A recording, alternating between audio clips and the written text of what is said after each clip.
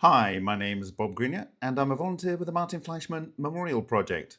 So, thank you for joining me here this Thursday, the 21st of March, 2024, for O-Day, the great work. Can everyone hear me? Thank you, Tony, for answering my first question. Welcome, Screwdriver Tuney. Welcome, Malcolm Bendel, also known as Vom Outholt. Misunderstood. Gordon Doherty is in the house. Artifact 2. Corky Goss. Daz Pazaz. Who else do we have? Adonius. Nick Moore. We have a good quorum already. Daisy. Renee van der Wald. Yin Gazda is in the house. Simeon Hine. Matthew Reynolds. Nathan Ford. Mr. Gate Mode. Lithnick. Lisa Camper, Vanilla Isis, a great ID there. NG, and coming in, Martin Cam, thank you, Martin. Josh S, D2105K, Tammy, Richard Boyd, Rick Boyd, Creating Awareness, Death 8U, that's another great handle. Green Hiker, welcome, and thank you for joining us. Okay, so I don't know if you saw the video earlier that I presented as a normal published video on what I'm calling the T-bone here, but I'm going to play it now so that everyone's on the same page. And just if there's any problem with the sound, let me know, and I'll use that time to set up the bits of information I'm going through. I'm back on my old camera, back here in the Czech Republic. So, you know, I'm a little bit jet lagged, like super jet lagged. But when I was going over this data earlier today that I wanted to get out today and to build towards the weekend, I thought, no, I have to do this sooner because I found something in the data that is just totally even next level anything I've said before. And it's going to spook people out. It's going to make us realize that we must have been lied to for at least several hundred years, if not thousands of years, if not many millennia. And it should be totally conclusive that that is the case. This is the only rational conclusion you can come to as a right-minded and right-thinking person. Anyway, maybe that's just my view. Maybe I'm wrong, but I'll let you be the judge. I'm just saying that's what I felt, and that's why even in my absurdly jet lag state, I felt it was necessary to get this out to you. And it is about this, but not just this, that you see on the screen. Okay, so are you ready? Hi, my name is Bob Greenyer, and I'm a volunteer with the Martin Fleischmann Memorial Project. So we're going to take one more look at the DHX-2 collapsed pipe.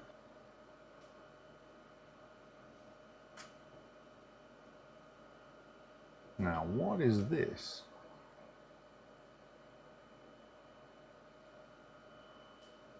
Looks like more of the same, but maybe.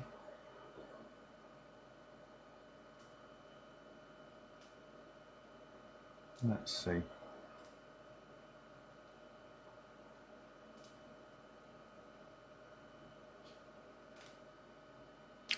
What is this? Is this just one of our iron phosphate spheres? Not iron phosphate, but copper phosphate spheres, or is it something more interesting? Let's find out. We're going to look on that sphere, and we're going to look on this lump, and we're going to look actually on these little segments over here. What are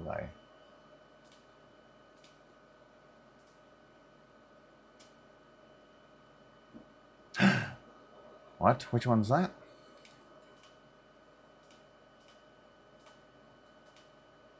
That one there is a high concentration of titanium.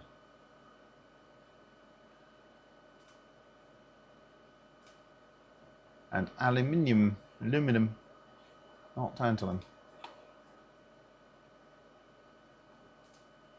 This one is aluminium. This one here. Okay. not tantalum. And this one is phosphorus and a bit of iron in these. These are little iron chunks, I believe.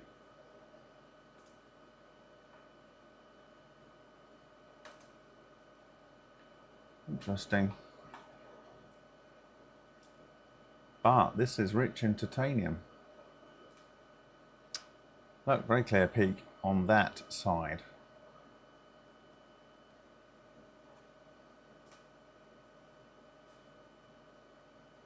Some iron creeping in here on this one.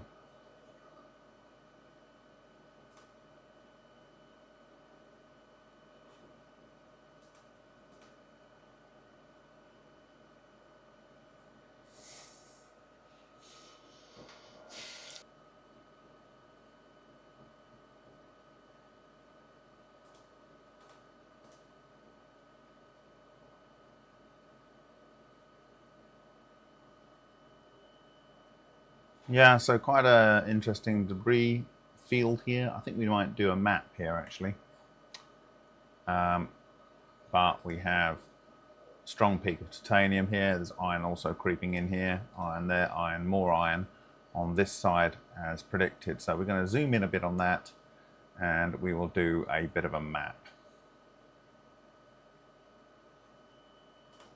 Really different when you look at the secondary electron emission here. You can't see any of the elements, but you can definitely see the geometry here. And this is very clearly a spherical structure here.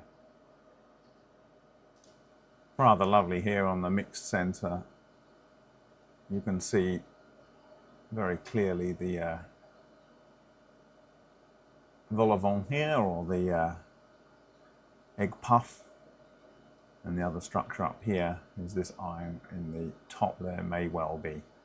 So we're going to take a scan of that under the SEM EDX.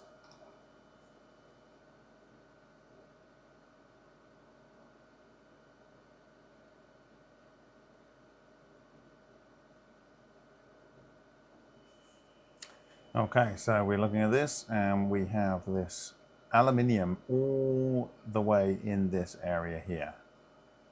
Also the carbon is within this area here. And on one side we have some phosphorus and the other side we have some phosphorus in the two parts of the vortex and anti-vortex, in my view. No real calcium going on there. So I think we'll lose that for now.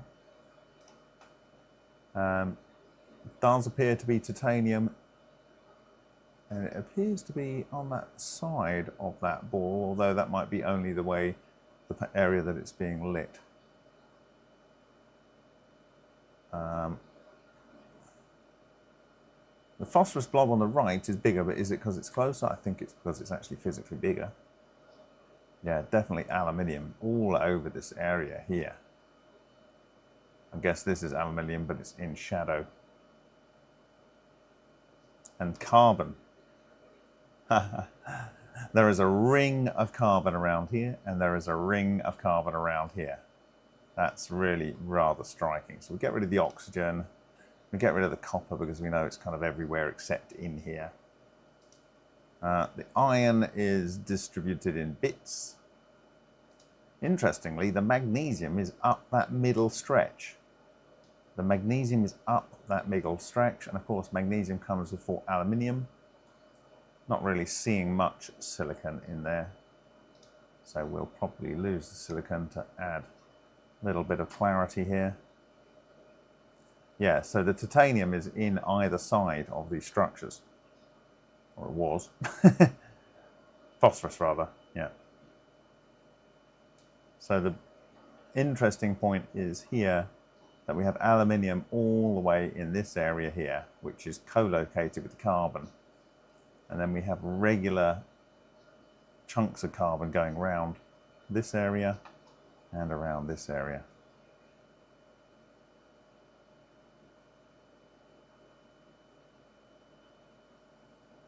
Not a lot of iron there in this one. Take that out of there.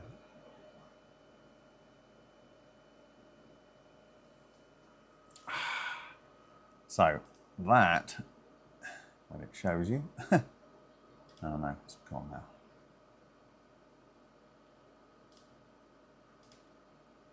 Show you where the magnesium is. The magnesium, it's not so clear there.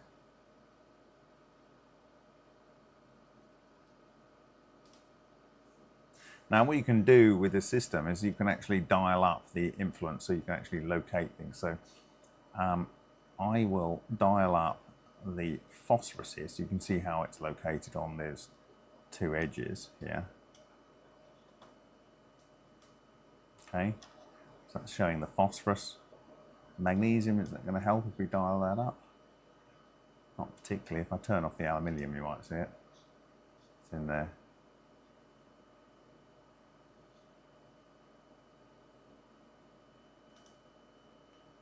Maybe if I chose a different colour, like blue.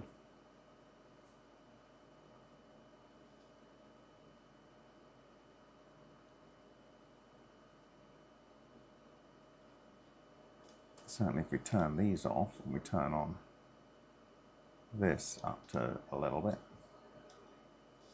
yeah, you can really see where the carbon is here. It's across here, all the way across here and round here. Great. It's wrapping itself around the kind of equator of this structure and the equator of this structure. Mm-hmm.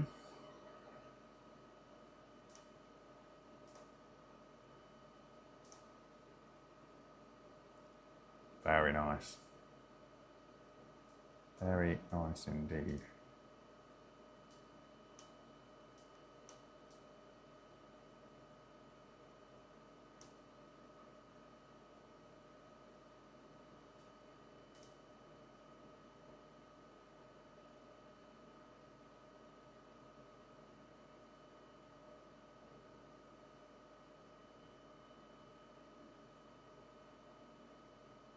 Maybe we can get this a brighter colour. Would that work? No, not that colour.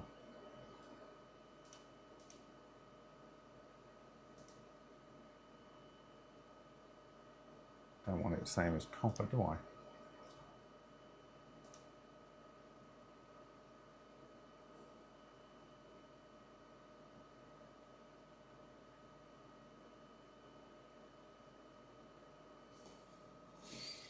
Oh, there we go.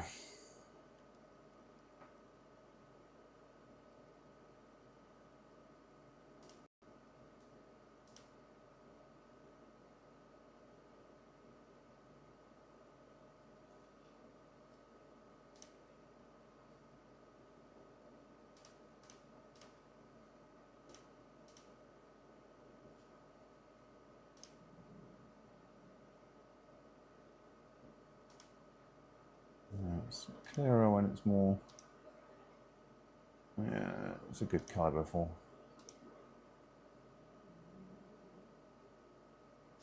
Carbon going around here, around here, around here. Yeah. Then we have the aluminium, the phosphorus. So I think we can conclude preliminarily that these two things are linked. I think that's very nice. Well, this was a stunning thing, really. Beautiful geometry confirmation there, with the aluminium coming up here, the magnesium on the ridge, and all of this blue area here going around this one and going around this one is carbon, and there is a little bit of titanium over here, a strong signal of titanium, but it is the phosphorus in here and the phosphorus on here. That's really wonderful.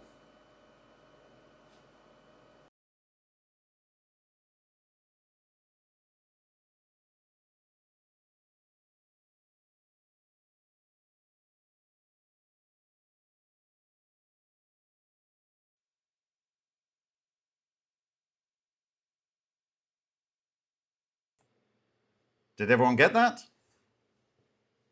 Yes, Adonis, it looks like the female reproductive parts. You're very right. And I don't think that's a coincidence. I think that is exactly one of the things that it does look like, of course. Right. Okay, so first off, we are looking at Ode here, and the image you see here is the one of the paw prints from Neil Crichton Gold's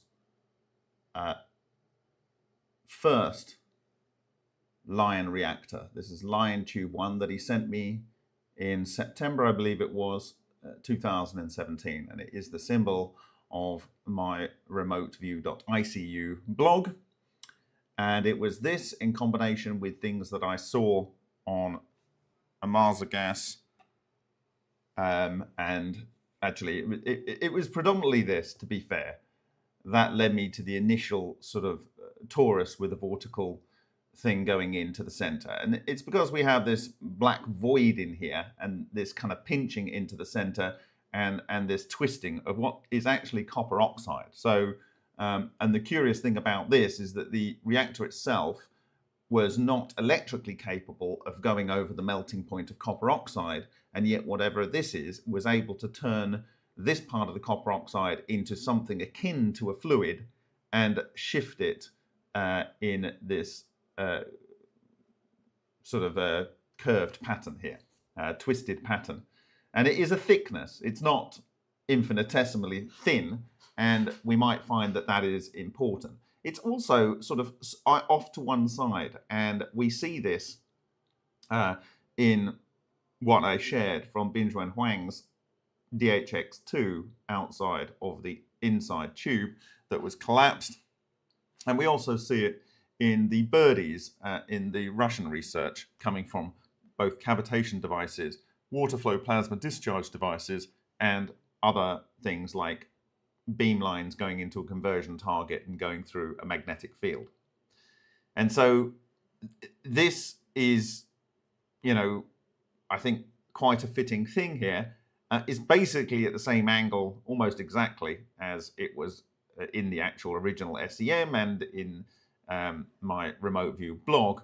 And so when I saw this structure on the Huang bent DHX 2 sample, it kind of stuck out to me, but I couldn't have expected it to deliver as much as it has delivered, and we're going to see what that is. So just give me a time. I'm just going to put a couple of things on the screen.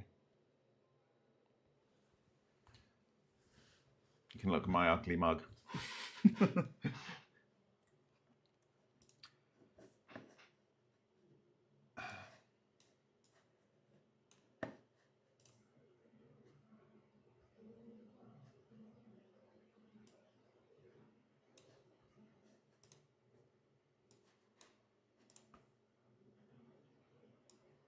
I'm so tired.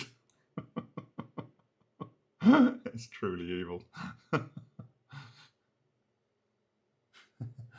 Okay. This might do it.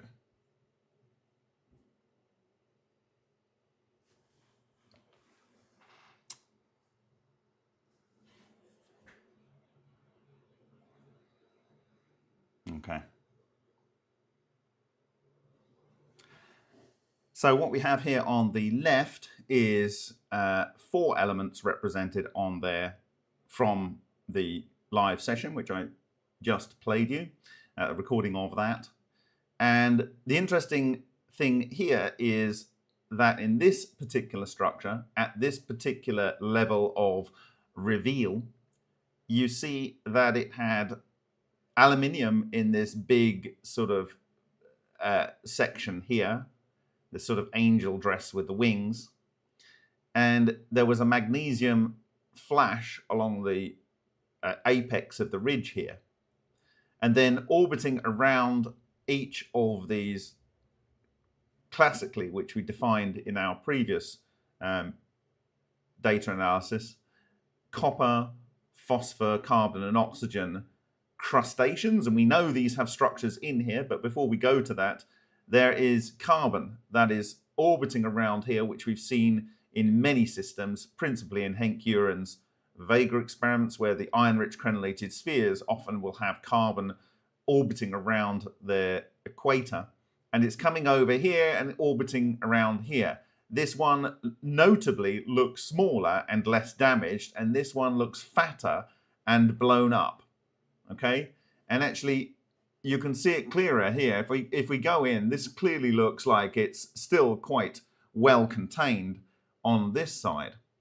Whereas this one is blown up. You've got a fragment of it here, a couple of fragments here, and then inside you have this 1, 2, 3, 4, 5, 6, and you can imagine there was another 6, making this a 12 subtor structure in here.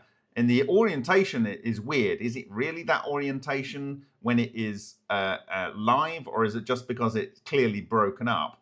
The other thing is that you can see here, you've got a 1, 2, 3, clear sort of hexagon type deposit of carbon on this surface. And of course, hexagons are something we see a lot of. It's interesting that we've got 6 on this part of the overall structure, and it would appear we have 12 subsections inside this overall sphere.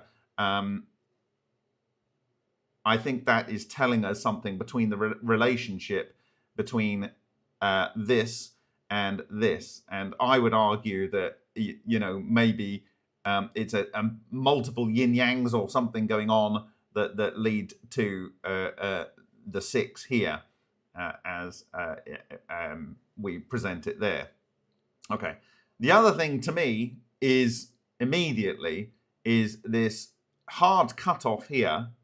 It looks like it's still going under here, still going under here, which implies that just like the other image that I shared you in this, it's actually a conical type structure that is in here, under here, and it's going underneath the overall fluidized material here.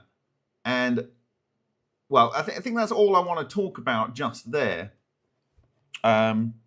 Because I thought it might be interesting to do what I do, and you know what I do, and that is overlay the geometry.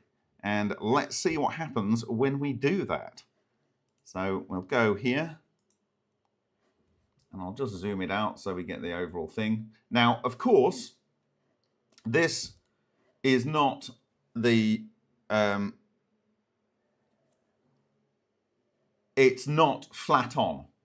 And actually what I intend to do is, hopefully, because it's going to cost $800, I intend to go next week and put this on the SEM in Prague, which is quite a bit better at resolving finer aspects, because this overall structure, as you will see, is more than 100 microns. So this is clearly a bigger self-organized structure than the 20 micron structures we were looking at earlier. And therefore, it is a little bit more intense in terms of, God, I'm so tired. I'm just so tired. This is me non-functioning. Anyway, I'm just going to go straight and punch it in. So are you ready? I had to distort it basically to get it to line up. So what I was trying to say before is I want to take it at much higher resolution, because this is actually 0.1 of a millimeter across. So we should be able to get this at incredible fidelity. I know roughly where it is on the sample, and hopefully it hasn't been damaged in transit. And what I'm saying is that I'm gonna arrange it, because that was on the curved surface of the bent copper pipe, and I'm going to try and raise that up so I can get a much more orthogonal, or rather perpendicular, view of the sample from the view of the SEM. Anyway, so are you ready? Are you ready? 3, 2, 1, boom! So what I was absolutely blown away with this is that there is this Sothic triangle type cone here. It would appear that it has a boundary around it, fairly equidistant on either side. And we saw something similar when we were looking at a larger structure with the inflow pattern, assumed to be inflow in the previous presentation with regard to DHX2 data. And it kind of also is supported by the fact that this is moving a certain amount of material which has a thickness. And we saw this when one of these spheres or spheroid or apple-shaped structures was interacting with the copper. And if you remember, it was scalping a 200 nanometer layer off the copper. And maybe this is, you know, when it's this level, it's actually bigger than just around the actual spheres themselves. It might have a bigger influence here. Anyway, so that's kind of what I was looking at there. Now, there's so many interesting points here. Firstly, I have noticed, and I haven't really talked about this, and it's other data that I need to share with you, but essentially it would appear when these things collapse, a spiral wave will come out of this area here. I will talk about that in a different presentation. But in fact, you saw it on the Amarza gas on the tungsten thoriated welding rod. And it specifically comes out at this angle, but I've also got it in an ultra experiment. So I have to share those with you. But I think it's now we can see that it's due to how this breaks down, and that when this breaks down, these inner structures are kind of like forced to go along the golden ratio line. Okay, so for me, that's rather spectacular. Now, the second one is, of course, this isn't perfectly aligned, but there is seemingly a boundary between this internal bit and this external bit. And of course, this itself is a field of influence. So, and you can see how far it influences out from the overall more spherical structure, which is probably a little bit hexagonal inside in terms of its form, when it's only got these 12 subdivisions in here. But anyway, it's coming out at a certain distance. And when you overlay the geometry, you see that it would appear that it is this part of the geometry where you have that distance, and then this is encased in here. So it's really rather exacting. Now, Artifact said he thought this was a blowing up bigger structure. I think he's absolutely correct. Although it blows up, but it blows up so fast that it barely changes form. And so the other interesting thing here is at this layer here, all the way around, you've got majority affected material. Okay, by that what I mean is, like, if you consider that this is the pattern for the human face and human anatomy in general and biology in general. I had this discussion with Alan. He says, well, my face doesn't really look like this. I said, well, here's the thing. There's an underlying program, but the specifics are different. You know, you've got nature and nurture, haven't you? You've got the underlying driving process, but the product that comes out of it has variability. And so when you have something literally hitting a brick wall and coming apart like this does, it's amazing that it is nearly as perfect as you can see here. Okay. Now, the next thing is that this conical area is almost entirely in the mouth part or within the visa capices, mostly in the visa capices, but mostly it doesn't extend beyond halfway down the mouth part. The other thing is that on this side, it's very different. This looks like a blended material, okay? Then you have this marked section in the middle, and then over here, you have these little circular blobs. Now, I would posit to guess that these little circular blobs are themselves magnetic charges, okay? And we see this in the magnetohydrodynamic vortex and countervortex structure that's 12 millimeters across on the outside of one of the Lion reactors fused quartz outside of the reactor. And we see it is a vortex and anti-vortex in the sacred geometry formation. But if you look closer in on the way that that fused quartz is damaged, you have a very similar pattern of circular structures, and they tend to be in pairs or in groups. So you maybe have a vortex-anti-vortex pair here, vortex-anti-vortex pair, vortex-anti-vortex pair here. And here you've got 1, 2, 3, 4, 5 in a ring. You've got a bunch in a ring. You've got a bunch in a ring. So you've got to imagine that this has, these are almost like, this is like your black hole in your galaxy, right? This is the accretion disk. And this around here is the little miniature versions of this whole little center of the universe. These are their own little solar systems going around here, okay? And so it's like a model for a galaxy in its own right, okay? So now the other thing, if I overlay this, is you'll notice this heart shape. This heart shape. Now, if you go back through O-Day presentations and other presentations, we saw the heart shape on unbelievable numbers of different systems. Two that come to mind is one, the Jewel from the Lion reactor, Lion 2, I think it was. And another example would be the Tom Claytor from formerly Los Alamos National Laboratory, and Roger Stringham, and they had a little ultrasonic device, and in there they'd put some deuterated palladium or some nickel, and in the center it had produced a heart-shaped structure on which there was two holes, and there was a load of, or one hole on one side, and loads of synthesized material that they broke off to reveal the smaller structure underneath. And I believe that was producing exactly the same structure. And given the fact that that was the focus of the sonofusion, then I believe that 100% conclusively, we can say that sonofusion has this structure at the core. It will also be in the core of every one of those little things flying out of the water in a Tibetan singing bowl with water in it.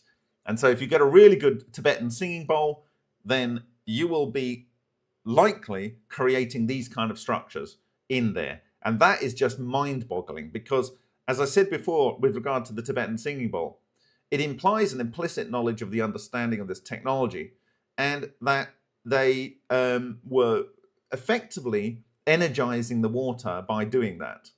They were cohering energy from the far field, as well as potentially it might have even been purifying the water. I don't know about that, but it would possibly and quite likely be structuring the water, energizing it, and even possibly, depending on how long you did it, it would actually be making the water more rich in bioavailable elements. It could even be making it what you might like to call holy water or holy water. That's my little joke for the evening. Right, so that is that really. So I have a whole video. I couldn't remember which one it was, to be honest, and I just wanted to get this out the door before I fell asleep today. And so I think this heart is a very critical structure, and it is offset to one side, and I think it's probably for the same reason that this structure is offset to one side. Okay. If you drew a kind of structure around this, you would end up with an offset heart, an offset heart. And that's exactly what we see in many, many different systems on very many different scales. Okay. So then I got thinking, hold on a minute. Given that this here is the inside of a structure, and clearly you've got these different elements, different abundance of elements here, and different abundance of elements here, and different makeup, okay? Where is the structure that was encasing this? Where is it? And if it's crashed here, like, are we only seeing half of it? And I thought, damn it, I should have taken a bigger field of view as an SEM when I took this. But I thought, hold on a minute, wait a cotton picking minute. I did a video And it's the video you have just watched. And it's here. And I did take far field because I was recording the live session. And here we go. This is our structure here. And we go like this. I'll just play it. Look, this is our structure here. Now, of course, when I'm moving the SEM around, when I'm zooming the SEM in, I'm not actually distorting this. When I'm moving it, I'm distorting it. So you'll see me distorting it. But what I'm seeing here, that's the heart, which we just looked at, okay? But what I'm seeing here is a cavity eaten out. And it looks like this might have, because we know these structures travel in this direction, it would have crashed here. And I thought, oh my God. Oh my God. It's left the other half here. You understand? The whole structure has crashed into the surface, but the momentum of the overall structure ripped off the top and it deposited it further up here. Boom! This is unimaginable quality of data. I have to go and image this. If I can get this at 8 by 8K so you can print it on a wall and it'll be totally clear. It is absolutely breathtaking data. Look, I come in and it's a bit squishy if I go in. I wondered if anyone would spot it on the video after I published it earlier today. And so you can see how when I'm moving the SEM around, it's got the worst progressive scan in the world. But here you go. We have our structure here and we have the other structure here. Okay? So, for your viewing pleasure, I have ripped that, or one of those out for purposes of argument. And I have it here. Okay, so you can see it's a bit lower quality. All right? I just contrast adjusted it. You're not going to believe this. When I show you this is going to be a watershed. It's a watershed in my life. I hope it's a watershed in your life. You will know 100% certainly that thousands of years, possibly, but certainly hundreds of years of lying has been going on. I suggest thousands of years, or incredible ignorance. Incredible ignorance. You just could not see it. Okay? But I actually think that the evidence suggests that there's been a ridiculous effort to prevent this from being understood. And I'll give you an example. Whenever you get into low-energy nuclear reactions, or what was formerly misnamed cold fusion, coherent matter nuclear reactions, the effect of the fractal toroidal moment in my book, what people will say is, oh, that's nonsense. It's just, what, alchemy? They say, you believe in alchemy? I'm going to tell you today, yes, I do believe in alchemy. Yes, alchemy is real. You are going to know 100% that people that supposedly never had a computer, never had ability to do what I've just shown you on an SEM, you're going to know that they knew this and didn't know it slightly. They knew it utterly and completely and precisely. And by the way, it was all predicated and pre-shown to you in a presentation I shared last year. And that was O-Day evening, which I asked you to look at.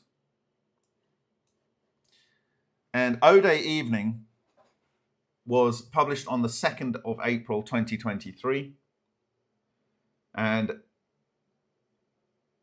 our good friend, Neil Crichton-Gold, died a few days later. But he noted the fact, I know that he had seen this. And the reason I know he had seen this is because I was given access to his Gmail and he had clicked on that trailer for this video.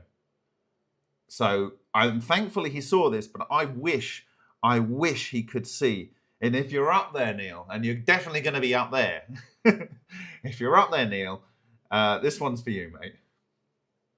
This one's for you. Because you are going to know that your system actually helped decode this. So I called it Ode al Philosopher, which is the Philosopher's Stone evening. And it was my first real connecting this directly to alchemy. And also I showed how on an electromagnetic basis, the pyramid is effectively doing this structure as well. And the resonant chambers in there are all and exactly in the precise places that are necessary for this. This device has a number of purposes, this device. I've already talked about some of them. I'm going to talk about some more of them, possibly in an APEC meeting that is due in April. But Triton, who was in, maybe even in the link today, he sent me this image because it reminded him of the structure that I derived from experiment. And this was a ring, and it says Fulcanelli ring, believed to have been made with gold obtained by transmutation. I don't know if you can see that there. Okay, this is the Fulcanelli ring. Okay, sun, moon, triangle, thing that's offset to one side and centered, and a thing up here, the little cross. Okay. And this is from 1922. Yes, 100, and it's 2222 here in the Czech Republic. Unfortunately, it's the 21st of March. It would be great if it was the 22nd of March, 2022, but it's my daughter's birthday tomorrow, so I'm doing this today. Part of the reason I want to get it out the door. I belong to a character called, it belonged to a character called Fulcanelli, pseudonym. So his real name wasn't given, who was supposed to be a Templar that had achieved the great work, the Magnus Opus, and written some books. In an article about him, reference 8, it says, through the breadth of his work, by interpreting the decor of cathedrals from the esoteric and alchemical perspective, Fulcanelli not only shed a totally new light on medieval art, but he also created such emulation that the approach to esoteric science was radically changed. In the same article, it says the alchemist Julien Champagne, 1877 to 1932, who was the illustrator of the works of his master Fulcanelli, placed a coat of arms at the end of the book, The Mystery of the Cathedrals. I have overlaid, this is me talking, the sacred geometry on the coat of arms, and yes, I think he was an adept alchemist and had likely realized the great work, including establishing what the Philosopher's Stone was. There is no shadow of doubt in my mind that this coat of arms precisely shows the structure. Okay? No doubt in my mind. Hi, Triton. So thank you for sharing that. So here's Triton again, Triton Jaeger. Triton sent me a link because it resembled, sent me the link because it resembled both the sacred geometry structure I had established from experiments, but also because it looked a little like the Frank Palifka's wind hex. Indeed, it does. He also sent me another link that shows a similar graphic. So you've got, in this case, you have the sun on the left and the moon on the right. That's typically as it is in a Masonic lodge. And in this case, you have the sun on the right. That's Ra, the Egyptian symbol for the sun. And this is also, by the way, a ring and spot orthogonal to this plane. And this shows a wheel, in my view, within a wheel. And this is the out and the in. And it's interesting that in electric current, they actually show the current coming towards you with a ring spot and a cross on the way back. But anyway, that's that. And here we have what I would argue is the disruption beam and the triangle going in. It's very highly stylized. And here's the 101 of the Masonic order. Okay. And there we go. So this is, when you do reverse image search for this on Google, you immediately get Eye of Providence images and related material. On doing further research, I came across the images described below. So this image is De Calvinostis Metallurium Occultus S, qui lapis es venerabilis. Of the cave of the hidden metals, you are the venerable stone from Hermes. Frontispiece from the Hermetical Triumph or the Victorious Philosophical Stone, Anonymous 1740. So this is from 1740. That is nearly 300 years ago. And look what we see. I decided to compare it to some experiments in sacred geometry as well as the wind hex. Here is the result. So there's your flow pattern, there's the sacred geometry structure. I had to, this is an normal orientation, but for some samples I have to flip it, just like the ring is flipped from the imagery in the other one. So down here you have basically ether, the spirit. It comes up, you have the destruction zone, just like you do on Tesla's Wardenclyffe Tower if you move the electrode down too far. And you have very specific areas up here, very carefully defined by this overall structure. You have the crown here, you have the triangle, you have this cross beam line here. It's actually on the base of this triangle is the center between the two lines, but of course we know they're slightly offset anyway. You have the caduceus. That's one of the oldest symbols in numismatic art, i.e. that is on coins. And the caduceus is for trade and transportation. And I've argued that it is, how do you trade? Well, you use coins typically as a means of trade. And so it's very appropriate, and you will see it's extremely appropriate why this should be on a coin. And for transportation, I've argued that it's because it produces a form of propulsion, but also something much more interesting that I will talk about in the oh God, I can't. With Tim Ventura's YouTube stream. Jeez, I'm going to fall asleep in a minute. So anyway, there's other key areas here. You can see on one side it's much larger than the other, and depending on the flipping. Okay, and there's this area where the lamb is, this safe zone, as I call it, and I think that really is a safe zone. Okay, and if you go back to the tungsten, you can see when it comes round again, this beam that comes out at this particular line angle, which I will show you and compare to ultra experiments. So when it comes back round again, so it comes out in between here, the Vesica Pisces and the golden ratio line. You'll see it in a sec. Here, this beam, this helical beam. So it's a substructure of the breakdown structure, which I believe is also what the caduceus is. Now, the caduceus is marked to go to a very specific location, which is just inside the Vesica Pisces. Extremely precise. And I think you're going to find out that this diagram from 1740s, which is supposedly something to do with the Hermetical Triumph and Hermes, you're going to see that this is extremely, extremely precise. Okay? So, I also, when I was going to pick up Lion's effects, you'll recall I went to the British Museum, and you'll see these structures in Sumerian art. In fact, the caduceus is in Sumeria, and I think it's 11 or 12,000 years old. It's really, this caduceus is one of the oldest symbols that we have.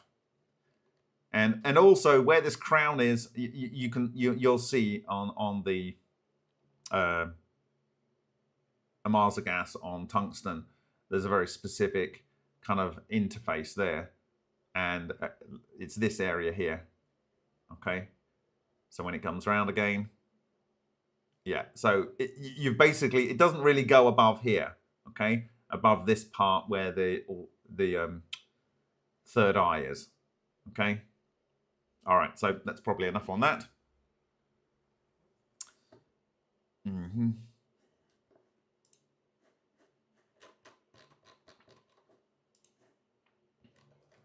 Now, just to say, look, you know, I'm not saying the Masons have been hiding something. I say, at the very least, what we can know for certain is that they've been trying to tell everyone whether they knew it themselves. So this is, as I've shown you before, the Masonic Lodge in Brighton.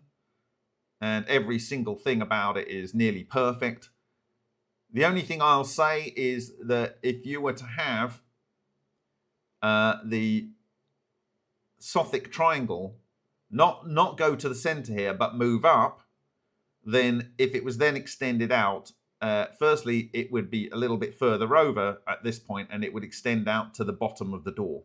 Okay? Bear that in mind when I'm going to show you what I'm going to show you. But everything from the non-radiating boundary to the Vajra, the thunderbolt here in the center, is absolutely precisely represented. Okay? And we've got a little pyramid up on the top right here. Okay? So this is from 1789. So you see, this is, where is it? This is from 1740, and this is from 1789.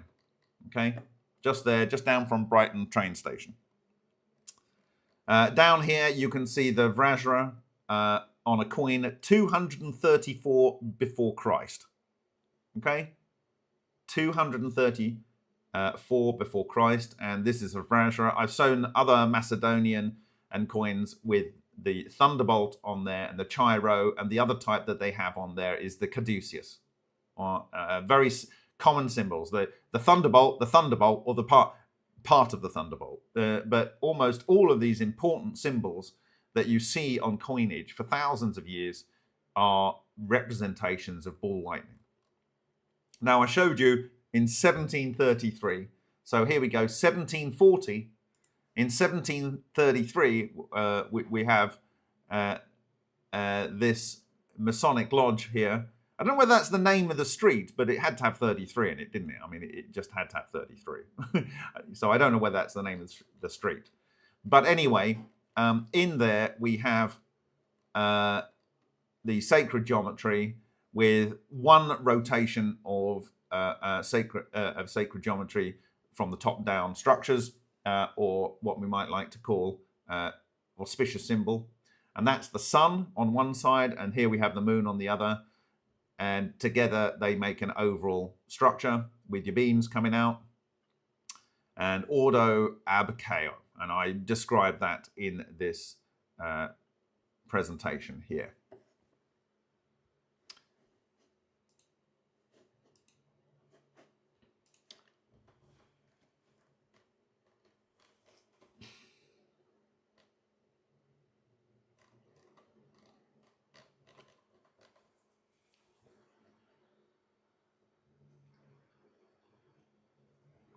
In Ode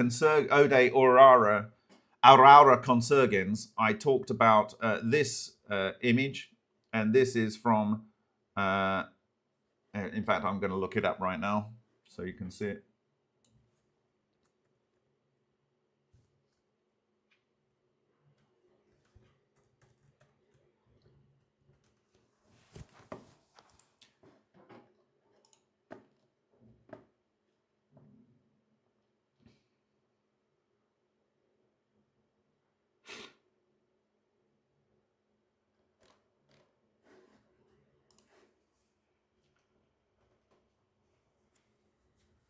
So this image I used for the cover slide of Ode Aurora Consurgens shows, you know, your mother with a sacred geometry Vesica Pisces with the caduceus in the center there, and the glowing of light and the wings, all of which we see in these structures. Okay, and I overlaid the sacred geometry on that. But this is from the 15th century. And it is an alchemical treatise of the 15th century. And there we go. So you can see the sword and the two snakes going round. Okay? The two snakes going round. And the Vesica Pisces shape. Okay?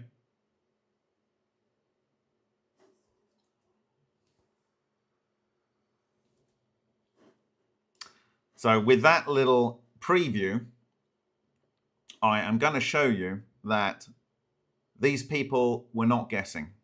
This was not guesswork for them. They knew 100% certainly. Okay? So, first up, here is our screen grab, and I've conveniently put the scale down here, 100 microns. So I would argue that this is, you know, close to that. If we actually go and turn on the sacred geometry, which I now have in color, you can see that the overall field of influence here to the non-radiating boundary is in excess of 100 microns. But the bit that typically leaves a mark is in this area here, which you might argue is around about, let's say, 80 microns. Okay, there is some smaller level of influence out to the side of the apple. Okay, now whatever made this overall apple has long gone, but the first substructure moved up here and crashed on the surface. And do I actually have that? I don't know whether I have that. I don't have that. Where's that one? Did I put that? Oh, yes. Okay. So we can see it here. And are you ready for this? Are you ready for it? I could not believe it when I saw this. I thought, you are beep kidding me. You are beep kidding me. 3, 2, 1. Boom! What do you see?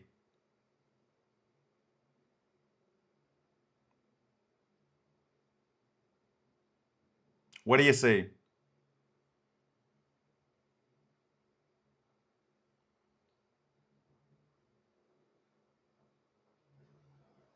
Anyone got it? Yeah, ovaries good, face, yes, of course. But what do you see?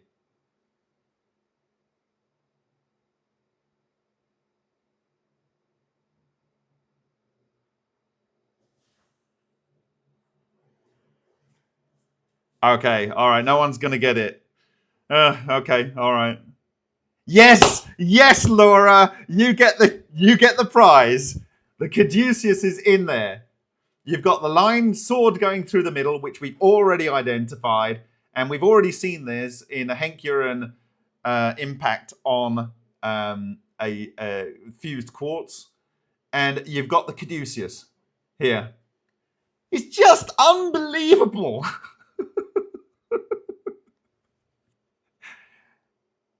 It's unbelievable. And it goes down to the right level. Look, when I overlay the sacred geometry, it goes back down to exactly where it should do. Okay? Right the way up to the center. It's just mind-boggling. From the 15th century. Look at it.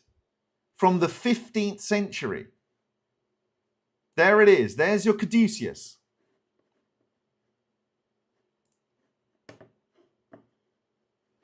This is not guesswork. These guys were not guessing. They knew. How did they know? There it is. You got the sword coming down, and you got the caduceus.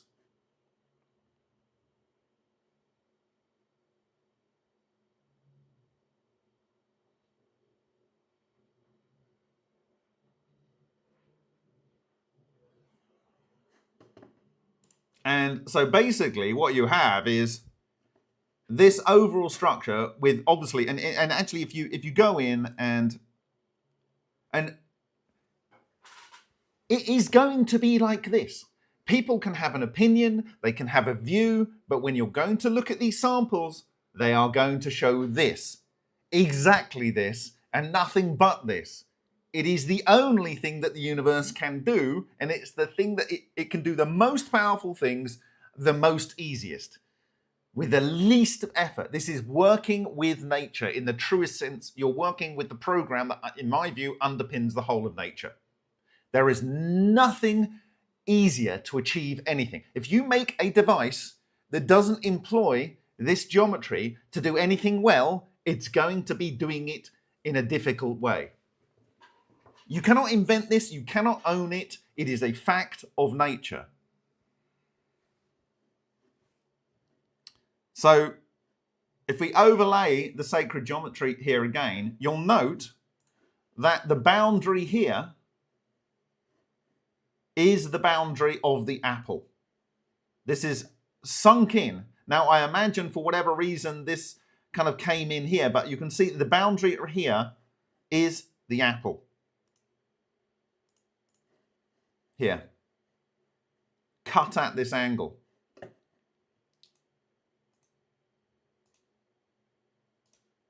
It's so shocking to me. Also, where the triangle comes down here, it kind of interacts with the lower area there. You've got the triangle here coming up there, triangle up. But the caduceus literally ends here. It literally ends here. And just to make it more clear, I'm going to bring in something else.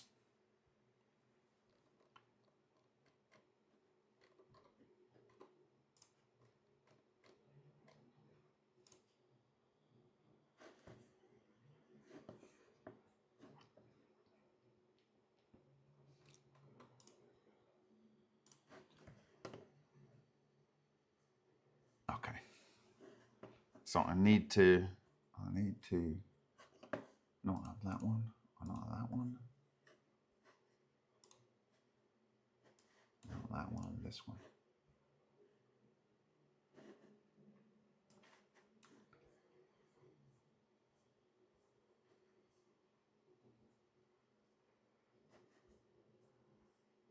Give me a second.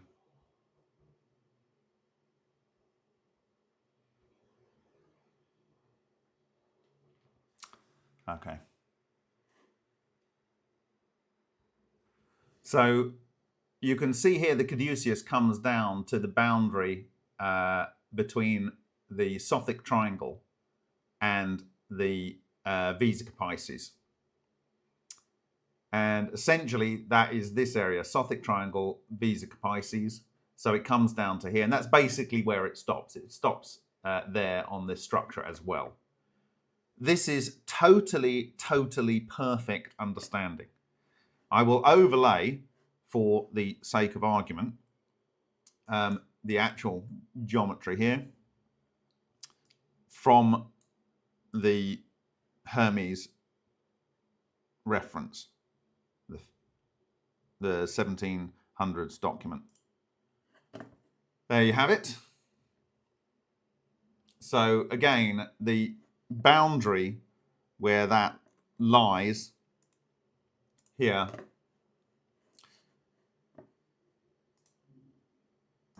what am I doing? This one. Now,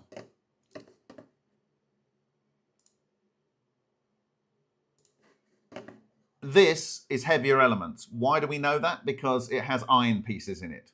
Okay? The feedstock is copper, oxygen, and water.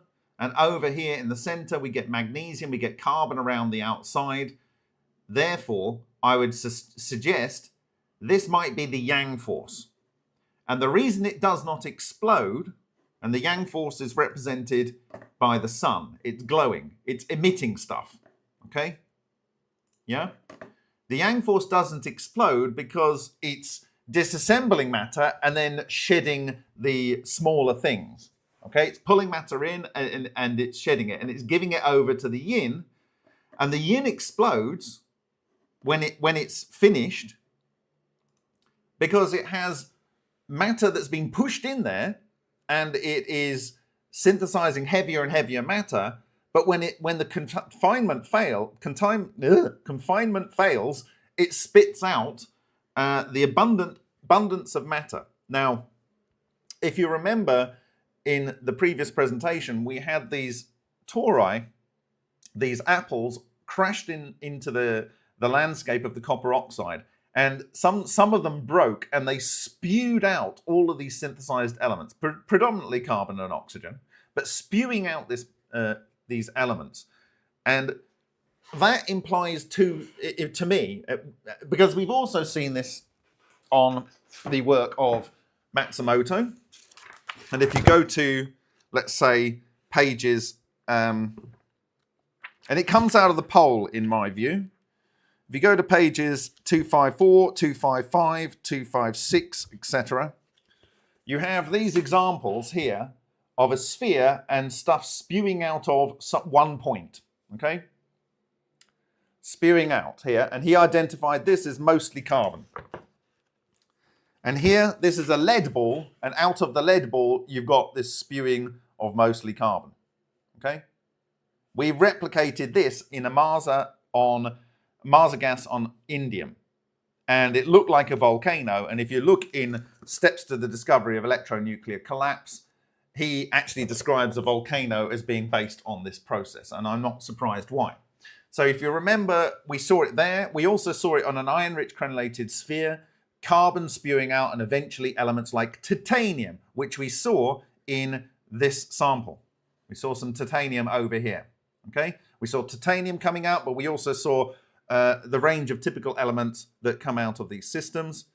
And we also saw it here in Binjuen's Huang's system. Now, if all of these elements are packed into the yin and they're being crushed, electromagnetic and gravitational, the unification of the forces, they're being crushed such that they're becoming coherent and able to occupy the same space, i.e. they become bosonic, right? So the boson can occupy the same space-time. The thing is acting a bit like a TARDIS. It's the only way you can think about it. It's either crushing it so that the atoms are physically smaller and electrons become degenerate and whatever, and it's getting smaller. There's only two options. One, phenomenal gravity. Phenomenal gravity caused by electric magnetic processes, leading to electronuclear collapse. Or they're bosonic and it's a coherent cluster and the matter is going in there, or it's a combination of both. But you can't have lots more matter stored in something unless one of those two or that kind of thing is going on. And when the atoms return to our ordinary Pauli exclusion principle, electrons involved, ordinary baryonic matter and atoms, it has to spew out because it cannot be contained anymore by the electromagnetic structure and potentially, toroidal moment structure that is confining it into that phase singularity, that point. Okay? It's not strictly a point of no dimension. We can see at each quantized level, they actually have a dimension. Yeah? But it's confined in there and then it bursts forth. And so I think that what you're seeing in here is very specifically the reason that this does not explode on this side, this one here on this side, the reason this does not explode is that this is the yang force, okay? And the reason that this does explode and has iron in it, heavier element, is this is the yin force. And it has to give birth to the new elements. It has to give birth to the new elements. It literally has to open itself up. It has to open itself up, like Arara Konsergin's artwork here. It literally has to open itself up and give birth to the new elements. This is the flower of life. This is the beauty of the female person.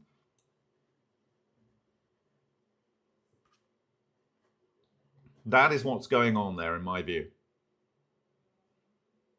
This is nature. This is literally like a living organism. This is literally like a living organism.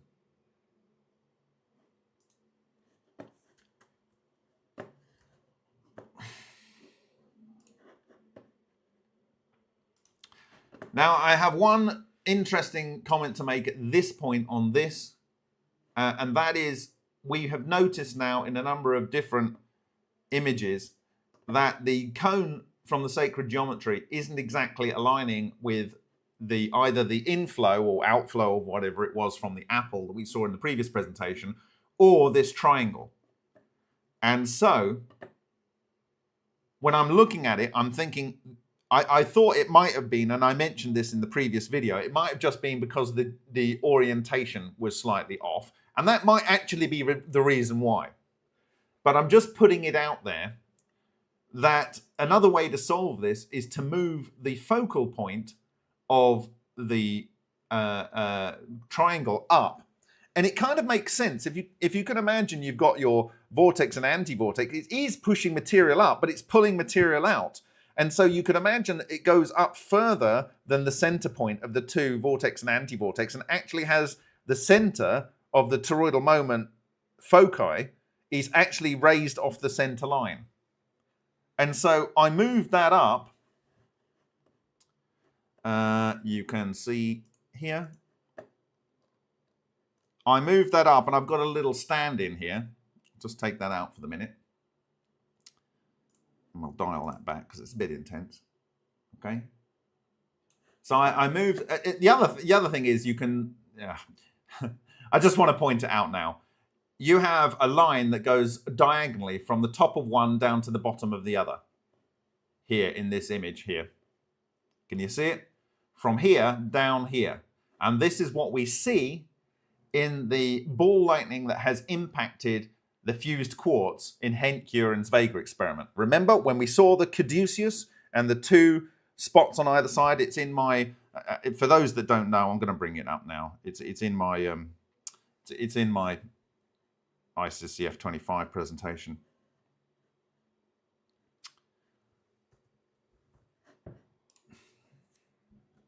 I think it is. If it's not, I'm sorry. I'm so tired.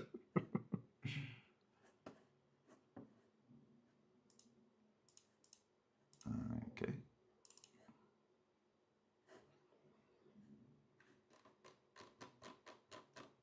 Did I put it in there? Yes, I did. Right.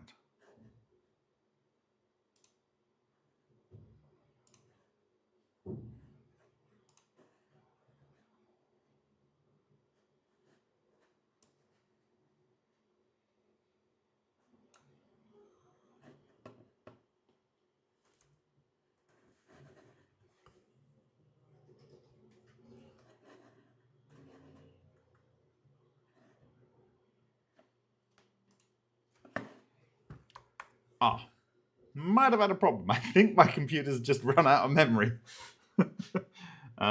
It's trying to catch up now. I might have pushed it to the limit today. Okay, it has literally frozen. Oh, it's come back to life. Okay, all right. I will. It's really slow. Okay, I've got it on the screen, so maybe I can show it. I can't move the mouse. It's in the top right there. It's the 2D representation of the O, and it is C, reference C.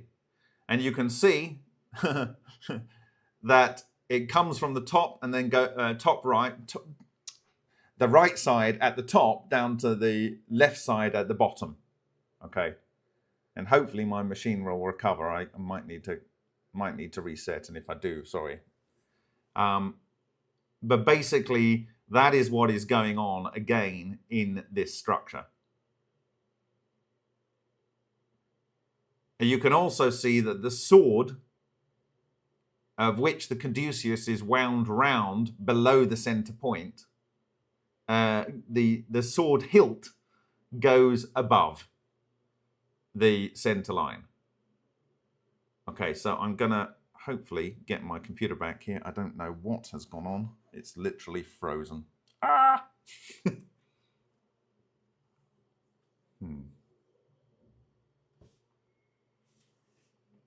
Ah, dear. Tedious. Yeah, the point is I literally cannot move the mouse, or it's not responding to mouse inputs. So it is totally frozen. Yep, it's completely stopped. This hasn't happened for a while. Oh dear, how do I do this? Maybe I can do that. Okay, I've taken out the second screen, so it's got lower memory usage. Yes, it's Apple's terrible HDMI connector. Normally, I put it through a Thunderbolt 4 to HDMI lead, but it dies when you sometimes use the HDMI. Right, well, we're going to come back. Hopefully, it'll pick it back up.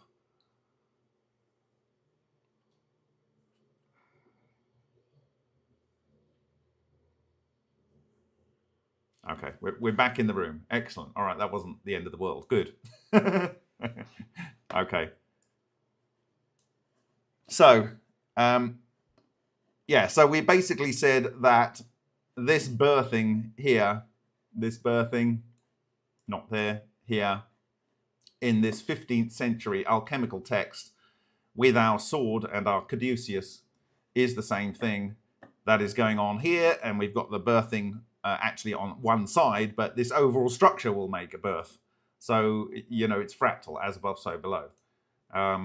And what we have up here is that caduceus and the sword coming through the caduceus up higher. And I suspect that this point here is actually where the outer part of the Sothic triangle will go, somewhere here, this crossing knot here, okay? And what we showed down here is there is this link between up here at this point and down here at this point, okay? Exactly as we saw on the Henkurian-Vega experiment.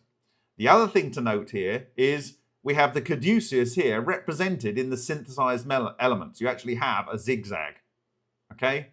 This is not by accident. This is exactly as it should be, right? Because nature works this way, and it precisely works this way, this is the signature. It's literally like the wax seal of this structure. So I am saying that we were gifted this incredible data, absolutely unbelievable data, but it is there and it is literally in your face. It's in the woman's reproductive organs on every scale. In a woman, they reproduce and the thing is born here, okay? But that is the fractal level above. The same thing that's going on here is actually going on in this one, except this is, you might say, maybe a male or a female. It doesn't matter. But on this side, this is definitely female. This is the yin force. But whatever's going on here, maybe it could be doing element synthesis. It is certainly breaking down elements, and that's what the male force does typically. It will go out and get the raw materials so that the female can then synthesize matter. But it's also balancing. It's bringing balance, the male and the female. So it's starting with copper, oxygen, and hydrogen, but it's ending up with carbon and phosphorus and aluminium and magnesium and all of these other elements that you typically get synthesized, which are in our body, like potassium and calcium. Okay. It is unfortunate that the residual magnetic moment on here, I think, grabbed this chunk. It's unfortunate because we don't get the perfect view of the caduceus. And I will try and image this as it is. And then what I might do is try and bring a strong neodymium magnet near the area which I identify where this is and try and extract this piece to see if we can get the absolute perfect caduceus shot. But we've already seen it in the Henkurian experiment. It's just unbelievable. When I saw that, just absolutely unbelievable. Okay. And I think that's mostly what I wanted to show you today. Essentially, at least from the 15th century, the Middle Ages, and from the cathedral builders, they precisely knew how this technology worked. The Templar obviously knew. There is a story out there that the the Crusades, they went and found, they were targeted with going finding the Holy Grail and this from the Middle East and from Egypt and from the Holy Land. And I think it was found. I think, and this is actually my last slide in O-Day. I've never shared it, but in the last slide in O-Day, from the beginning of from January 2018, I said I think they have all of this knowledge in the Vatican archives. There, I've said it.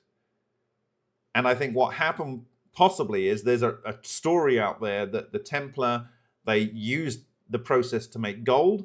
You've got an indication from Fucanelli, this pseudonym from hundreds of years ago, 1730 or whenever it was, that he synthesized gold, having looked at the esoteric understanding and referencing that to the building of the medieval churches and cathedrals.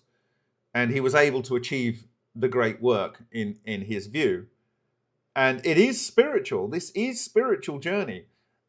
Finding this today was literally unbelievable. I spoke to my beautiful wife, Kim, who I wouldn't be doing this if it wasn't for her to a degree, to a massive degree. She sent me on to South Korea and helped the MFMP effectively become the MFMP.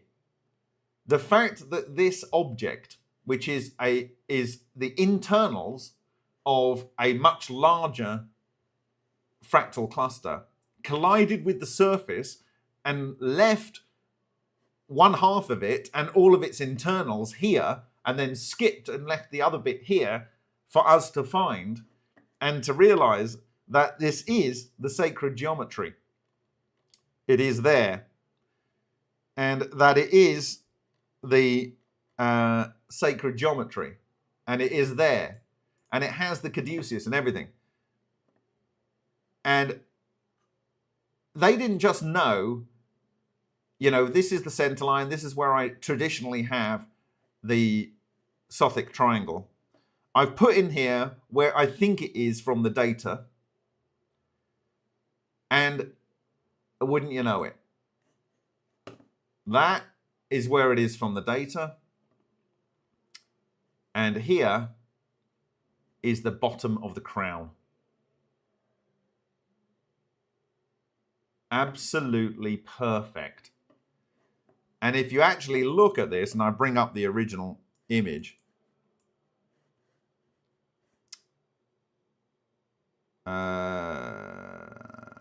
this one? No. Yeah, this one. It's so surreal. Because look what they have here. They literally have the crown. It's there. That is the crown. It's an odd-shaped crown.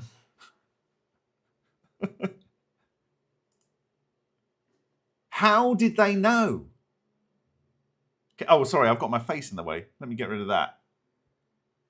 Here is the crown. Here's your carbon coming down here, and it's going up there, and you've got the crown here. It's even got this arch, and this arch. This arch, that bit with the Maltese cross, of course, it would have the Maltese cross there, and the bit coming down here. How did they know? So that at least the outside edge of the Sothic triangle comes to here, okay?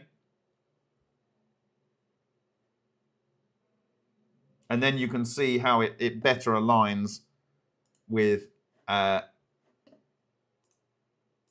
overall impacted material here.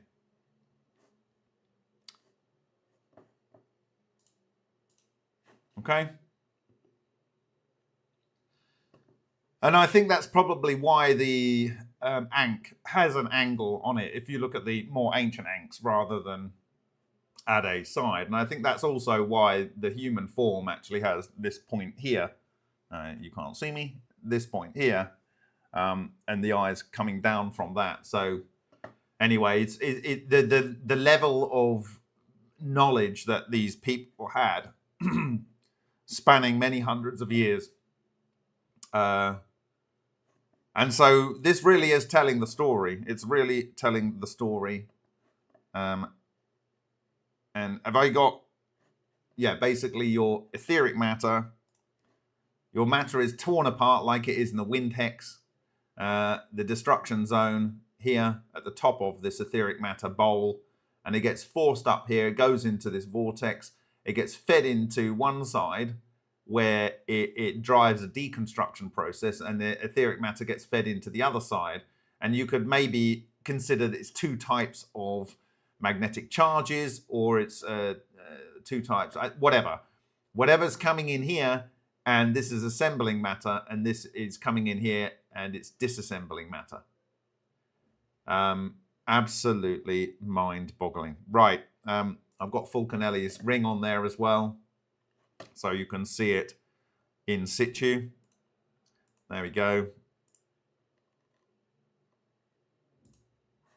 Fulcanelli's ring. And we'll dial that back.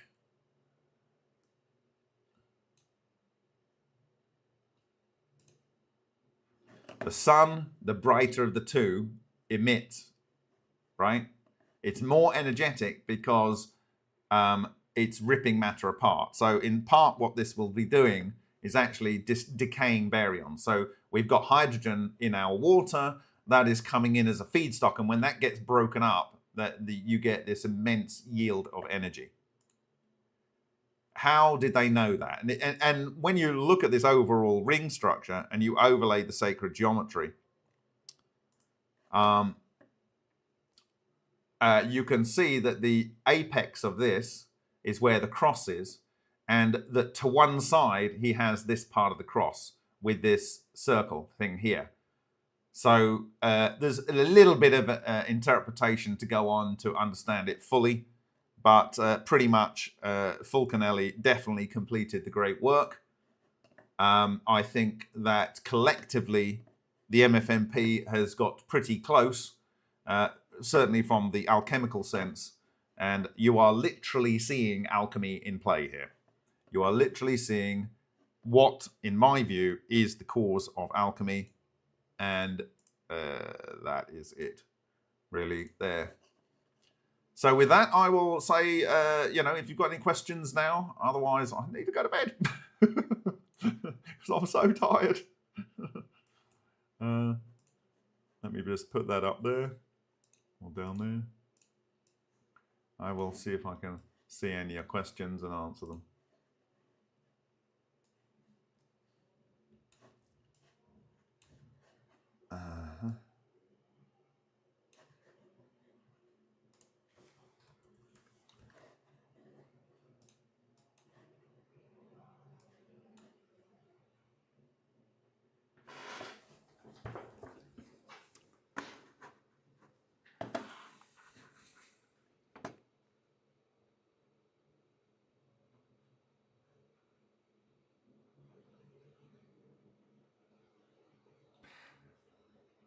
Yes, Tony said, I did send you the video of a Caduceus appearing in the wind hex during the last test run, filming just now. Brilliant. Okay, awesome. Thank you, Tony. Yeah, thank you very much, Gordon. He says, heroic effort. I had no choice. This is one of those moments where there is literally, I don't want to have any risk that this information doesn't become public. If I was to go to sleep and not wake up tomorrow, and I would be absolutely kicking myself that I didn't share this with you guys. It would be absurd, and I would not have fulfilled my role. I can say that it is such an honor. I know I keep saying it, but you have no idea how it feels to have been given this opportunity in my life, and there to be the mechanisms to see these objects and to share this data with you guys. It's really, I could not have imagined more intellectually in my life. It's not a professional thing. It's not a family thing. It's just an intellectual thing and a spiritual thing. It is spiritual. They're right. The alchemists were right. This is a spiritual journey. It has been a spiritual journey, and it's a pleasure to have been able to play a role in rediscovering this. I've always said it's never something that was an invention. It was never a discovery. It has incredible uses, and we have a new golden age ahead of us. And you guys have got the super duper head start. You know, what you can do with this technology is not the right question. It's what you can't do with this technology well. And as Ken Shoulder said, if there's something you want to do well, this is probably the thing that would do it best. And bang on. You know, looking at this now, I can almost see that there is a line going from the top right here down there to the bottom left, and then almost there's one coming from the inner side top and going down and going under this and going probably into the backside of this. So there's probably a Mobius strip type effect going on up here, you know, and I'm sure these things will all be worked out. But like I say, my focus is next week is to try and get access to the high resolution SEM in Prague. It is expensive. It's $800 for the day. If anyone wants to help out with that, it would be great. Just contact me on remoteview.icu. But yeah, this is just, it's just, what more does anyone need? I mean, like, and if anyone mocks you that low energy nuclear reactions is alchemy, it is alchemy. You just don't know that it's alchemy. And alchemy is real.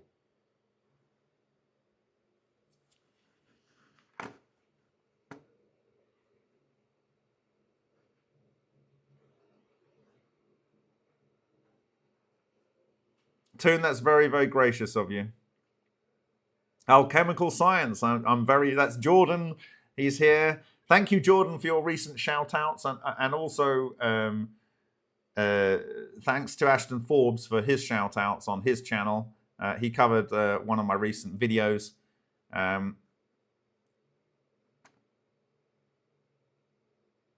Yeah, thanks, guys. I'll get some sleep. I do want to see if there's any questions. Otherwise, I am going to go.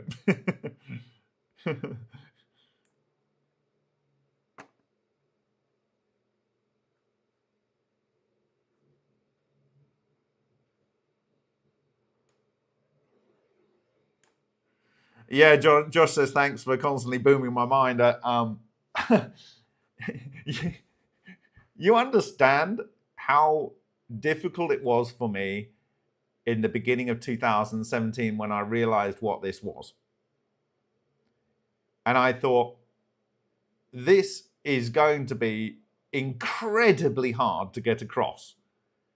And I just had to confirm, or rather get enough evidence to, you know, finish clarifying in my mind the concepts about O-Day.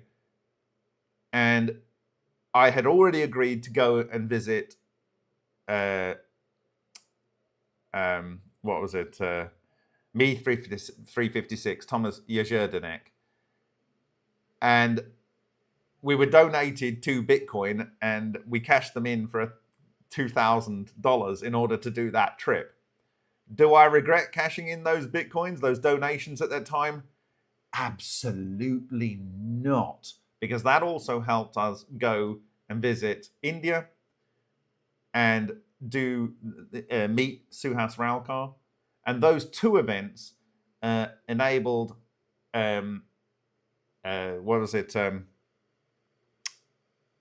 Neil Crichton Gold to be convinced enough to do the lion experiments. And then because we protected the identity of Me 356, he was willing to share the reactor with us. And that gave us that original symbol of the monopole structure that I shared, or pseudo monopole that I shared on the blog and at the beginning of this presentation.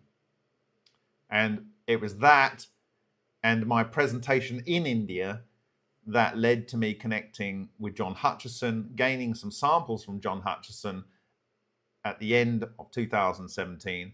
And by the beginning of 2018, I had enough data to write in early January the basis of O-Day. And I realized at that time, everyone wanted the answer immediately. And I thought, no, if I go straight to the end, no one will believe it. There isn't enough evidence there already, but I know there's a lot of work, and I know I know it will reveal itself. I know it will reveal itself. At the beginning in March 2017, when I first talked about this, I said this is revelations. I'll judge for yourself whether anything has been revealed. But by 2018, I'd done the 110, 115 O-Day slide, and I realized that each one of those was going to take weeks, if not months, to bring the data together and to share it. But I had all of that dumped in my head in the 3 days between late February and March the 3rd, 2017. And I had to make sense of it so I could share it with you. It's enough to fry one's brain, but you guys have made this happen. You guys have made it happen. And it's just my honor, really, to have played the aggregating role. Now, we are looking at incredible technologies. Malcolm's technology, it's a prototype.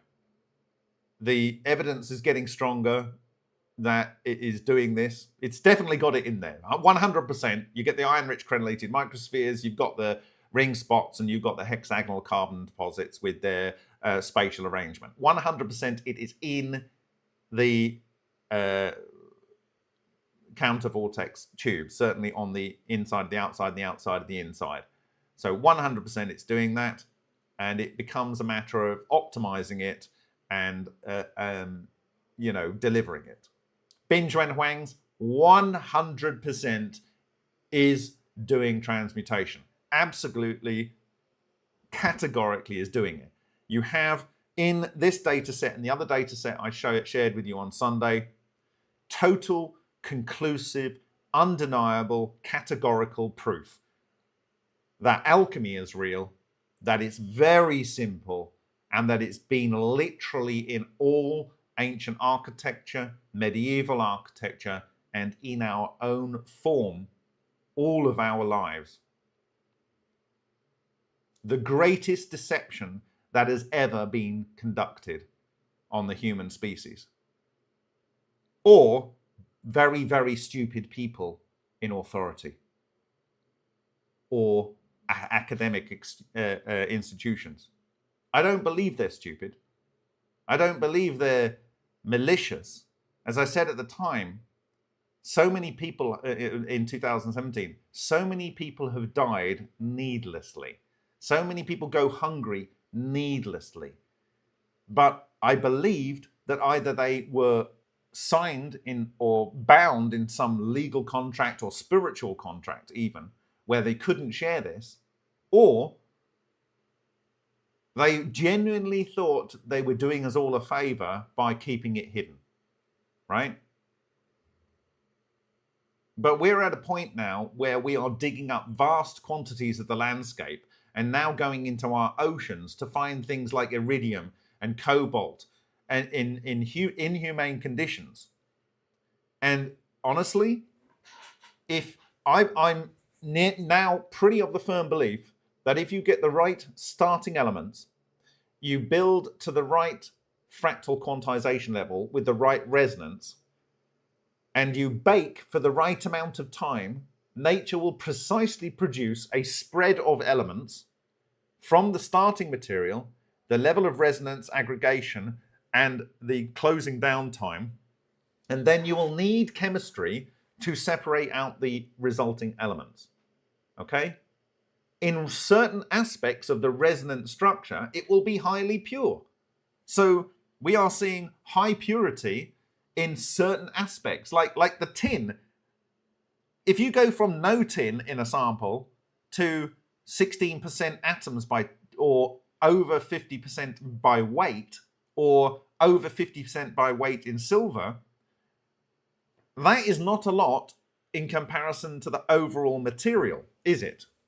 But it's quite a lot if you have an industrial process that precisely starts with chemicals. It puts it through a defined thermal and vibrational, and obviously thermal is vibrational, regime, and it stops the process at the right time, and then you break up the material and you end up with stuff that you chemically extract. And I'm probably of the mind that if Egypt didn't have all of the gold it was using to buy spices and to control a large proportion of land, it may have actually been synthesizing. It may have been synthesizing, and it may be that the Great Pyramid was the key to the whole shebang. It has other purposes which I've discussed and other purposes that I will discuss in my view. It is because it is this technology that has so many different uses. But it will be a key component in possibly an alchemical plant. It's unique, but a key component in that alchemical plant that might be providing a resource that is able to better allow the production of these different elements. And it might be that the Philosopher's Stone itself is matter that is replete with these monopole structures that are latent in the material. And then you add that to new material, and it's like micro machines. You energize them, they go in, they take in the ingredients, they work them for a little bit of time, and then you chemically remove the synthesized elements. Okay? You take a portion of that material that you've used, and it's literally like the seed for creating new of that those elements, right? And it might be that the Philosopher's Stone was the sort of like the initiator. It's like the catalyst, but it's a catalyst in that it is literally a micro machine, and it is perfect.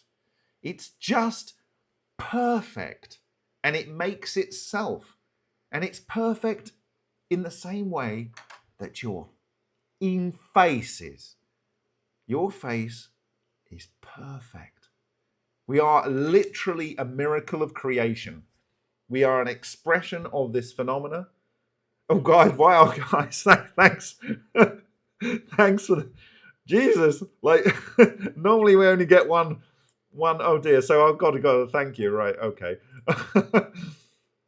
Thanks. Okay. So Adonis, thank you for the $20. Really, very wow. This is amazing. Thank you, Lisa Camper, for your $20 as well. DIY projects with cows. Thanks to your Australian dollars there. Thank you so much. Thank you, Bippo. Thank you, Paraswen, for your 500 Czech crown. Thank you very much. And thank you, Mouth of Reynolds, for your £10. That's so awesome. Really, thank you guys. Wow. You guys are special. Thank you for being here. It's my daughter's birthday tomorrow. This is projects money, but whatever.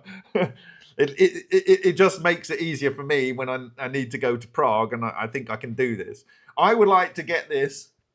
I would like to get this overall structure here, this one here, with the caduceus and the thing. If I could extract this lump that I believe is just magnetically bound to the residual magnetism in here, if I can get rid of that and reveal the full caduceus and this structure, the overall, basically this is a cross section of the structure with the heart shape, and this is the top side of it.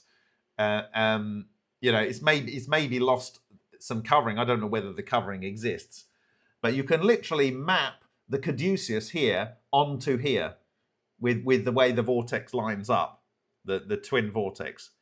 It's just what a gift, guys. You're gonna make me cry. All right.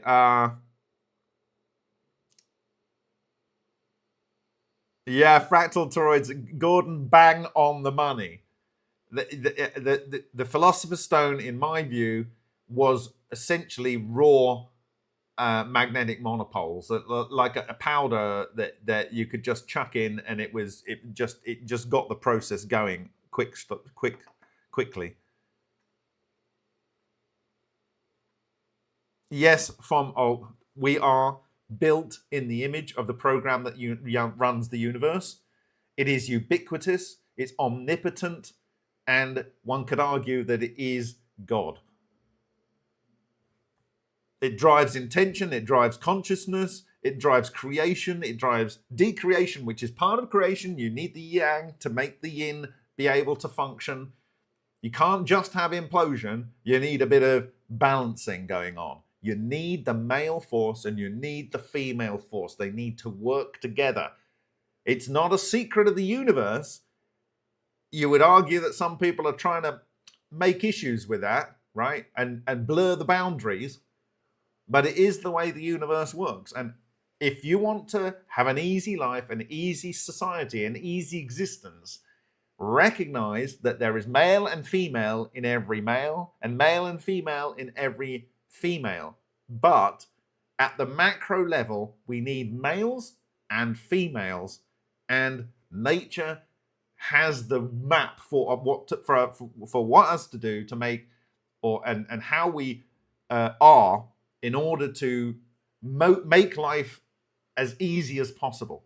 Of course, you can do everything by making a machine that doesn't look like these structures.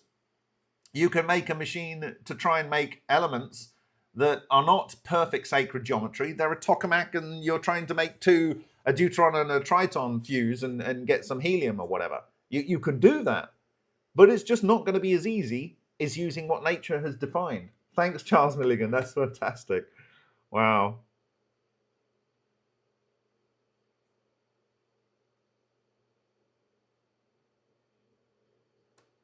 Gordon, thank you. Like so many of you have been through this whole process. Some of you were here following the project when we were just verifying technologies and trying to find what everyone told us we needed to find, which was, neutrons, gamma, and X-rays. Well, that's not what we see. And I think the reason we don't see that is because nature is so much more beautiful and so much more efficient. It wants to create life. It has negentropy. This is the uber negentropy system. It has the toroidal vortices, and ultimately the toroidal vortices, both yin and yang type, end up by producing a net tornado. And they are the only negentropic structures in the universe, and they are literally connected.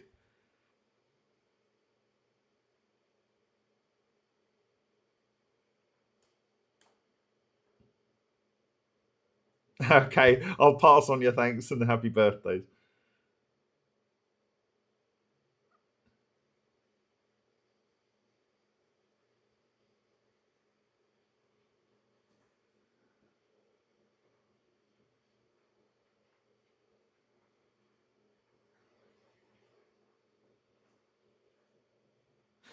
So, creating awareness. Bob, do you think David LaPont using the same structure could get his fusion to work?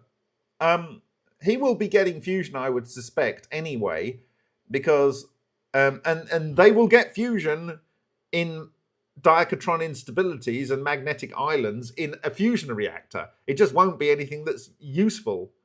I think creating elements that we really need, getting rid of elements that we really don't want, are two extremely useful aspects of what this technology essentially allows. And if you can have a system where you have an excess heat generator for your home using water and maybe an additive like sodium fluoride or potassium fluoride, right? And you can get extra energy, but the system knows and can chemically measure the process so that it clears it out, and the material is recovered, and then precious materials are recovered from this. The Virchaev system was a magnetic coil around 2 copper electrodes, and dirty water came through, and metals, including precious metals, were produced. Okay, the Virchaev system, right? So, and this was replicated by Sergei Godin.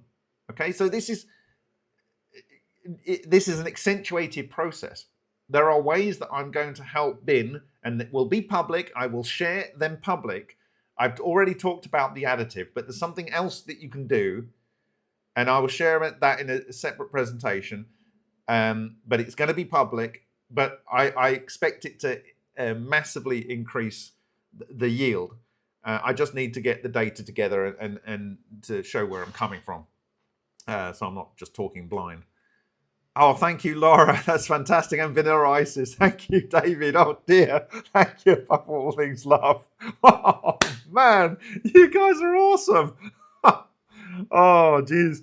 Okay. Well, you know, at this rate, I might be able to go to visit Alan soon and do some more bulk SEM because, you know, I have to thank Alan Goldwater flat out.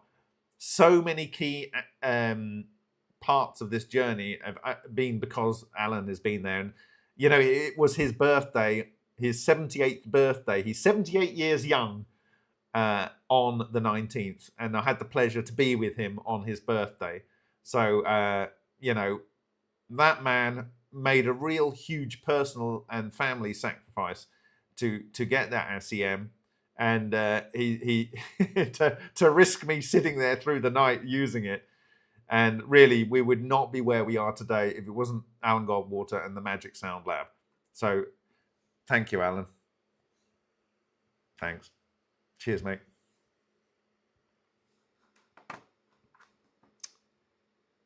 Of course, the funny thing is, Alan Goldwater is called Goldwater because his Jewish bloodline comes from Krakow, and they used to make gold water. Go figure.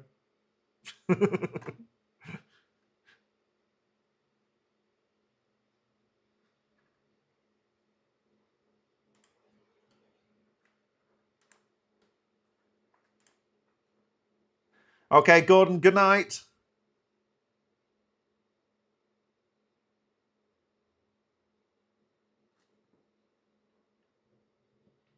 All right, I think I'll leave with the point that this was O-Day.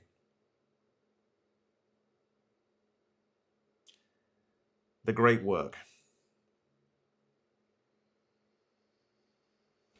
If you want to know what the Arabic there is al-khamaya. It's alchemy in Arabic. And what you're seeing on the screen is very, very like the uterus. Why would it not be? And we know that on one side,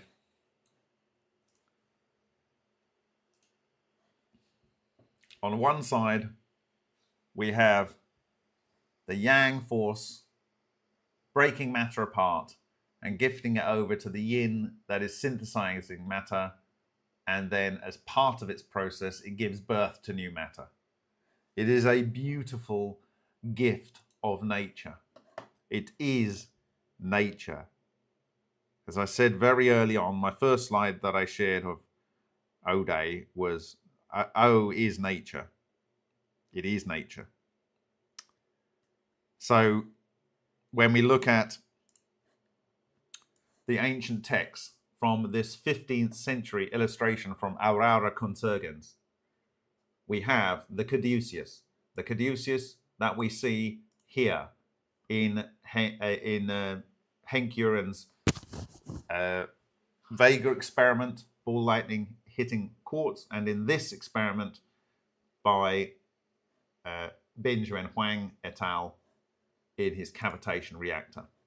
That is the sword and the caduceus here, and that is what gives birth at this quantization level. And we saw coming down from a ring which was iron rich and covered in the carbon, and then the phosphorus and copper, we saw tin coming down, and the tin came down to a very specific distance, and it came from halfway through the ring, and I suspect that it will be coming down to this distance. I haven't done the overlay, but I'm pretty certain it will be coming down to this distance. It's just the way it is, okay? So we showed that how this particular structure, the sacred geometry, is part of this flow pattern And the top of the flow pattern is where you get this crown, destruction of matter at this level. This is the creating the Holy Spirit, or disassembling matter, the prana, the chi, and taking that chi into and using it to drive the forces of both the yang and the yin. The fact that the alchemists knew this, they made rings out of so-called alchemic gold. It is the basis on which the pyramid works. The pyramid has several functions, some that I've talked about already, some that I will talk about soon in my view. And that this was known all over the ancient world, all over the ancient world. And it was known very, very absolutely to someone who crafted the Masonic order. Absolutely, certainly, no doubt. But long before that, it was part of antiquity in their numismatic art. And it is in every key aspect of the Masonic order. And I think that's about it. I think that's what I want to do. So thank you very much, Daz Pizzazz. Thank you very much to Philip O'Fallon. It's been absolutely awesome to have you here and be able to share this with you tonight. Obviously, more to come. The next presentation I might share, or data I might share, was from the VCS5RT. I looked at that was a triple tube, and the innermost tube had refrigerant going through it, and the outermost tube had refrigerant going through it, but the in-between tube didn't. And I looked at the outside of that, and all I can say is clearly that reactor ran for a lot longer, because it has a very thick, like biscuit level crust of synthesized material. And because it had so much activity, it was hard to find these structures, but I did find a very good example. It's very clearly the same thing. It's broken up, it's spilling its guts again. So I think one of the key things, if people want to replicate this from scratch using whatever they can glean from Binger and Huang's paper and papers over the years, that you don't want to run it for too long, because otherwise you're going to get too much to see these effects. But I would appeal to any serious scientific institution around the world that if you were really genuine about solving many of the problems that humanity faces, you could reach out to Binger and Huang and ask to have a sample of his DHX-2 reactor, the same sample, the same reactor that my sample came from. 100% certainly they will find many, if not all, of the signatures I showed you. It is absolutely replete with them. And in that case, you have a situation where not only do we have the ultra experiment, which is the Galileo telling someone to look through the looking glass, through the telescope, to see that reality is different from what they're telling everyone. In this case, you have a simple experiment they can do, and they don't have to ask Binger and Huang. So go and do an ultra experiment. Or if you want to verify what I've said, 100% certainly, 100% certainly, if you get a sample of his material, you will see most, if not all, of what I've shared, and maybe even a few other extra nuggets. Why not? So there's still a lot of low-hanging fruit, and you can be a part of picking that. But really, the project now is dead set on delivery and helping the delivery of technology that uses this process. It's going to take, I don't know, I would like to see the world competing. And so also what I'm going to be doing is I'm going to be producing a lot of these videos recently in Russian, Spanish, possibly German, Italian, Chinese, and Japanese, and maybe even South Korean. Reason being is that a lot of those countries that I mentioned have been the leaders in low-energy nuclear reactions. The researchers in those countries have suffered long and hard, and I don't want anyone to be wasting anyone's time. So I want to give them the best opportunity to get up to speed and to start delivering real technologies to benefit mankind. And thank you, Lithnik. That's absolutely fantastic. Really kind of you and generous, really. And also to all of the other people that donated tonight. This is just, I think in the history of the project, live streams, which are 5 years, 6 years, or whatever, we've only had one or maybe two in any one stream. So this is just mind blowing. So thank you very much. So I think that's probably all I want to say tonight. We are literally at the dawn of an old age. And we now have the God's little g toolbox in our grasp, and we must use it wisely. Thank you very much. Buenas noches. Dobro noc. Good night.